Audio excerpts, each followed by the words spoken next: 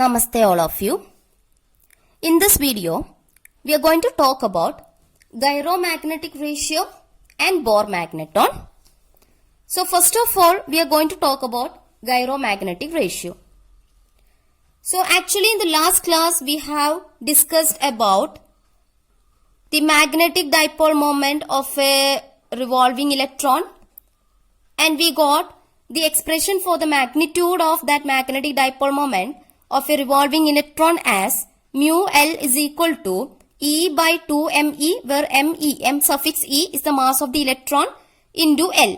So mu suffix L, mu L, it is the magnitude of the magnetic dipole moment, E charge of an electron, then me mass of the electron, then L, it is actually the orbital angular momentum. Now I am taking this L to this side, so that comes to the denominator here. So we can write mu L divided by L is equal to E divided by 2me. So this ratio mu L by L, okay, this ratio of mu L and L, this is actually called as gyromagnetic ratio. Okay, this ratio of this ratio of magnetic dipole moment mu L and the orbital angular momentum L, this ratio mu L by L, okay, that is actually called as gyromagnetic ratio. And this is actually a constant, and its value is almost 8.8 into 10 raised to 10 coulomb per kilogram. That you can even do by substituting this E as 1.6 into 10 raised to minus 19. Then 2 into mass of the electron 9.1 into 10 raised to minus 31.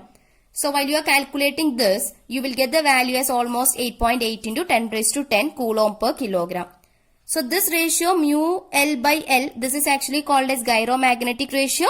It is a constant and its value is 8.8 into 10 raised to 10 coulomb per kilogram.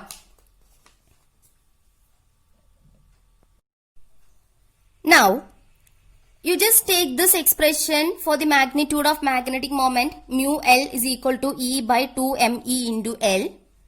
So this L now, it is actually the angular momentum, and according to Bohr,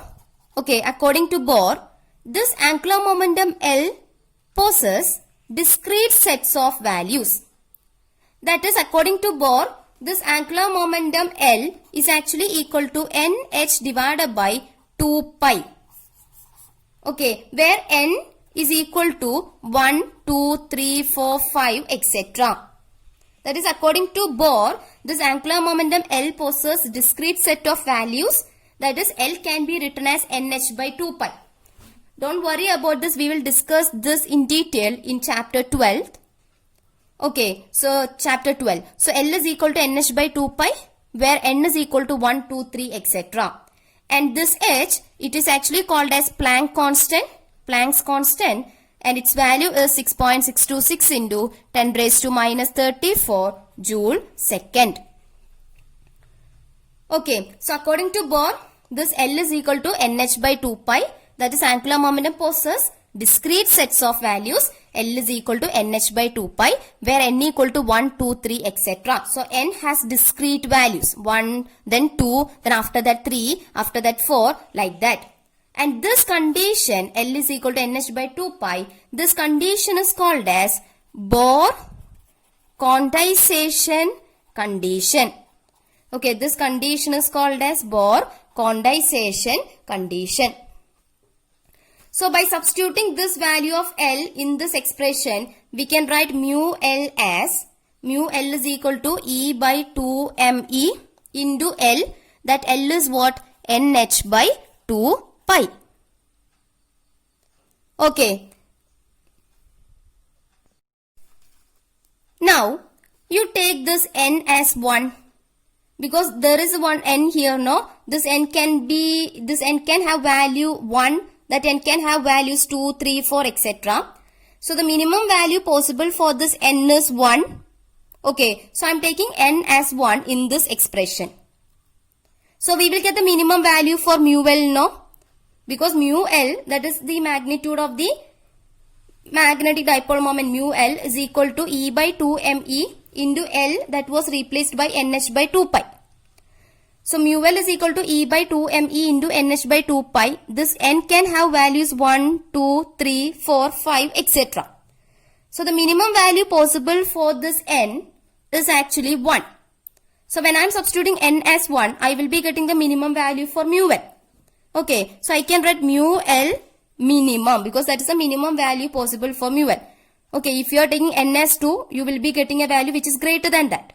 You can take N as 3, then you will be getting a value which is again greater than this value which is actually getting by substituting this N as 1.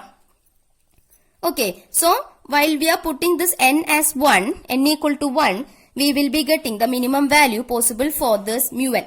So mu L minimum is equal to E by 2me into N is equal to 1. So 1 into H divided by 2 pi. Okay, now you can substitute values here. You can substitute this E as 1.6 into 10 raised to minus 19. Okay, then you can substitute this H as 6.626 into 10 raised to minus 34. You can substitute this ME 9.1 into 10 raised to minus 31.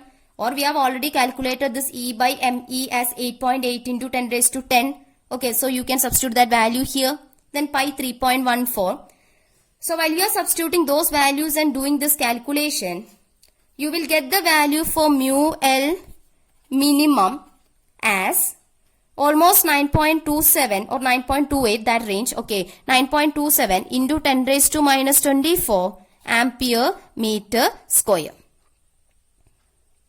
Okay, and this value of mu L, this is actually called as what? Bohr magneton. This value of mu L, this is actually called as Bohr magneton.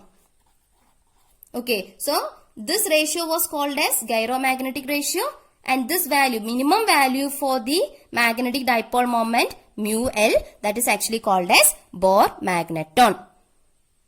Each atom has a magnetic dipole moment because electrons are there in a state of motion, so they have some atomic dipole moment. Any charge in uniform circular motion would have an associated magnetic moment, which is given by this expression mu L is equal to E by 2me into L. Okay, so this dipole moment is actually called as orbital magnetic dipole moment. And besides the orbital moment, electron has an intrinsic and it is an inherent actually, a magnetic moment which has the value equal to this Bohr magneton, that is 9.27 into 10 raised to minus 24. Okay, besides the orbital moment, electron has an intrinsic magnetic moment which has the value which is equal to this value. Okay, then that intrinsic magnetic moment is actually called as spin magnetic moment. Okay, spin magnetic moment. The microscopic roots of magnetism in iron and other materials is due to this intrinsic spin magnetic moment. Alright. So in this video, we have talked about gyromagnetic ratio and Bohr magneton. I hope you all understood the concept. Thank you.